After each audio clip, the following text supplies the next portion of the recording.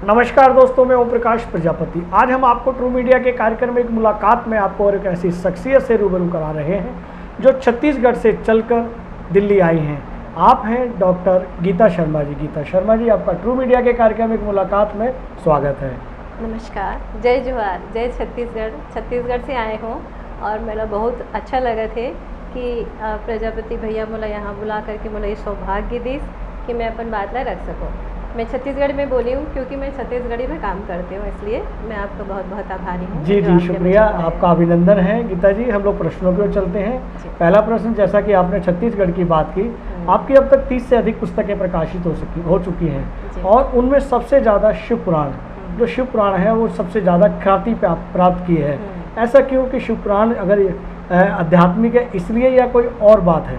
शिव महापुराण एक धार्मिक ग्रंथ है और वेद पुराण जो है हमारी एक धरोहर है और हमारी एक पहचान है, जिसकी वजह से हम विश्व गुरु कहलाते हैं। और किसी भी भाषा में ये है, लेकिन जो इसकी आत्मा है वो संस्कृत है और वो हर जगह जो है विद्यमान है। और भारतवर्ष की संस्कृति सभ्यता सब में संस्कृत के ग्रंथों की एक विशेष मतलब महत्व है, उसे विशेष रूप से माना जाता है। और हमारी मातृभाषा में यदि इस तरह के कोई ग्रंथ होने से लोगों में मतलब आत्मीयता जो है वो बढ़ जाती है, क्योंकि मातृभाषा का संबंध जो है आत्मा से होता है। इस वजह से शिव महापुराण को लोग अपनी भाषा में और अपने लैंग्वेज में देख करके लोग बहुत आत्मीयता के साथ उसे एक पढ़ने की कोशिश करते हैं। जी जी जी जी, मतलब मन के और दिल के करीब रखते हैं, इसलिए शिव पुराण जो है ज़्यादा ख्याति प्राप्त हुई। शिव पुराण को आपके देश के जो हमारे राष्ट्रपति जी हैं उनको भी आपने भेंट की है। भेंट करने के दौरान क्या फीलिंग आपको हुई, इसके बारे में भी बताएं। देखिए, शिव महापुराण में 24,000 मतलब श्लोक हैं, 24,000 श्लोक हैं, जो अपने आप में एक विश्व रिकॉर्ड बना चुकी है। जी जी जी जी, मेरे ख्याल से छत्तीसगढ़ की पहली बुक है जिसने विश्व रिकॉर्ड अपना बनाया हुआ है। जी।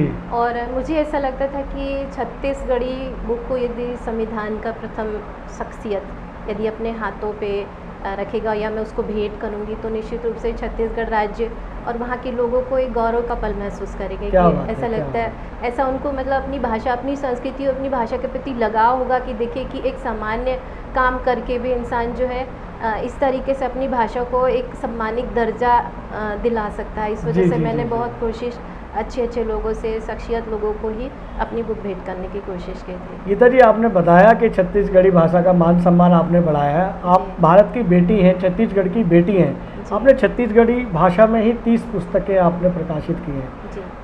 आपकी शिव पुराण भी जो है छत्तीसगढ़ी भाषा में प्रकाशित हुई है। अगर ये किसी अन्य भाषाओं में भी होती या हिंदी में भी होती तो और भी ज़्यादा ख्याति आपकी पुस्तकों को मिलती। इस पर क्या कहेंगी आप? देखिए, हिंदी के लिए तो बहुत सारे ऐसे बड़े बड़े साहित्यकार हैं जो हिंदी की सेवा कर रहे हैं, लेकिन मेरी जो मातृभाषा है उसे विशेष रूप से अभी इतने अच्छे ग्रंथों को, समृद्ध ग्रंथों की ज़रूरत है जिससे मेरी भाषा, मेरी मातृभाषा, मेरी छत्तीसगढ़ी भाषा समृद्धता को प्राप्त करे। तो हिंदी मतलब हमें यदि क्षेत्रीय बोली भाषा पे भी यदि काम करते हैं तो हम हिंदी की सेवा करते हैं, क्योंकि यही सब मिल करके तो हिंदी बनाती है। तो ऐसा नहीं है कि हिंदी तो राष्ट्रभाषा है और मातृभाषा जो है उस पर लगाव विशेष रूप से रहता है। क्या बात है, शुभकामनाएं आपको।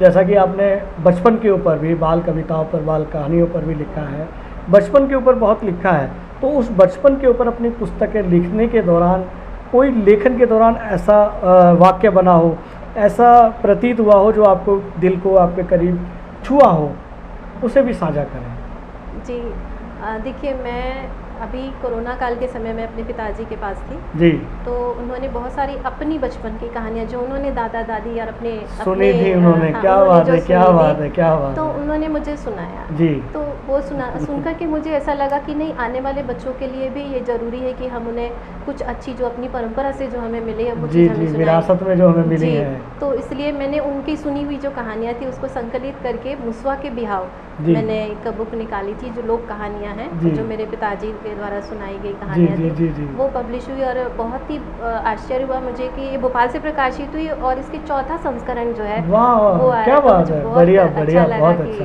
ये कहें कि आपने बचपन के लिए काम किया है, बचपन के लिए, देश के भविष्य के लिए काम किया है। जी, मेरे छत्तीसगढ़ के बच्चे जिसको मैं, देखिए मैं अभी लोकल काम कर रही हूँ तो मैं थोड़ी ऐसा लगता है कि मैं संकुचित हूँ मैं अपनी मातृभाषा में अपने स्टेट के लिए बहुत ही ज़्यादा काम करने की कोशिश करूँ ताकि वहाँ के बच्चे अपनी मातृभाषा के लिए कितना अपनी जागरूकता या कितनी अच्छी जानकारी ले सकते हैं और आप खुद भी लिख सकते हैं। बिल्कुल, ये प्रेरणा उनको लेकिन मैं यहाँ ये भी कहूँगा कि हमारे दर्शक आपको सुन रहे हैं, देख रहे हैं, आप भारत की बेटी हैं, आपके छत्तीसगढ़ी बच्चों के लिए आप ज़्यादा विशेष ध्यान रख रही हैं, लेकिन मैं कहूँगा कि आप 130 करोड़ लोगों के जो साथ जुड़े हुए बच्चे हैं, बच्चों के भाव हैं, उनके लिए भी उनकी भाषा में भी अनुसरण कराकर, अनुवाद कराकर इसे आगे भेजें तो उनको भी इसका लाभ मिल सकता है। जी जी बिल्कुल, ज़रूर। यदि कोई चाहेगा कि अपनी बाल साहित्य जो हमारे प्रदेशों को या अन्य पुस्तकें हैं वो भी अगर हैं, हाँ जो भी हैं, तो यदि मुझे ऐसा लगता है या लोग मुझे काबिल समझते हैं कि मैं छत्तीसगढ़ी में कुछ काम कर सकती हूँ और भाषा साहित्य समृद्धता को प्राप्त कर सकती हूँ, जो मेरे राज्य के लिए, छत्तीसगढ़ राज्य के लिए विशेष रूप से ज़रूरी हो, तो मैं बिल्कुल अनुवाद करने के लिए। चलिए हम गीता जी आगे बढ़ते हैं। जैसा कि आपने देश के बच्चों की बात की है, आप देश के बच्चों के बचपन की बात की है, अब हम आपके बचपन की बात करेंगे। आपने अपने बचपन में कोई ऐसी नटखट शरारत की हो या कोई ऐसा काम किया हो जो आपको अभी याद करते हैं तो आपको या हंसी आती है या नहीं आती है, उसे भी हमारे दर्शकों को साझा करें। बहुत छोटी थी मैं, जब मेरे पिताजी हमेशा से जो भी फर्स्ट आता था तो उसके लिए 50 रुपये, पहले 50 रुपये बहुत बड़ी रकम थी। क्या बात है, क्या बात है, क्या बात है। ये एकदम फिक्स था कि जो फर्स्ट आता था उसको 50 रुपये दिया जाता था। जी जी जी। अक्सर ऐसा हुआ कि हम भाई बहनों में, हम 2 भाई ज़्यादा अच्छे थे पढ़ाई लिखाई में। जी जी। एक बार ऐसा हुआ कि अभी भैया बड़े अच्छे पोस्ट में हैं, इनकम टैक्स डिपार्टमेंट में हैं। जी जी जी जी। उन्हें चैन दिया, उन्होंने पिताजी ने उसको सोने की गोल्ड की चैन दिया। उन्होंने स्टेट लेवल पे कुछ अच्छा। तो मैं भी उसी समय क्रॉस की थी, उनको मतलब वेट करती थी हमेशा कि नहीं, उनको पिताजी ने सोने की चैन दी है तो मुझे भी तो कभी ना कभी देंगे, मैं उनको वेट करूँगी। तो वो हमेशा सेकंड या वो 6 पोजीशन में रहते थे, मैरिट में मैं सेकंड पोजीशन में, पर मुझे चैन नहीं मिला, लेकिन उन्होंने मुझे चैन जरूर दिया। क्या बात है, क्या बात है, बहुत अच्छा। तो वो चैन मेरे ये माता पिता का आशीर्वाद, साथ में भाई का प्यार भी आपको। जी जी जी। चलिए हम आगे बढ़ते हैं गीता जी। जैसा कि आप साहित्य में बहुत अच्छा लेखन कर रही हैं, बहुत ख्याति प्राप्त कर रही हैं, बहुत अच्छे आपको सम्मानों से अलंकृत किया जा रहा है पूरे देश से, तो हम ये चाहेंगे कि साहित्य के क्षेत्र में आप अपना आदर्श किन्हें मानते हैं? देखिए, मैं बिल्कुल भी मैं बोलती हूँ कि मेरा जीवन बहुत निरर्थक जा रहा था जी।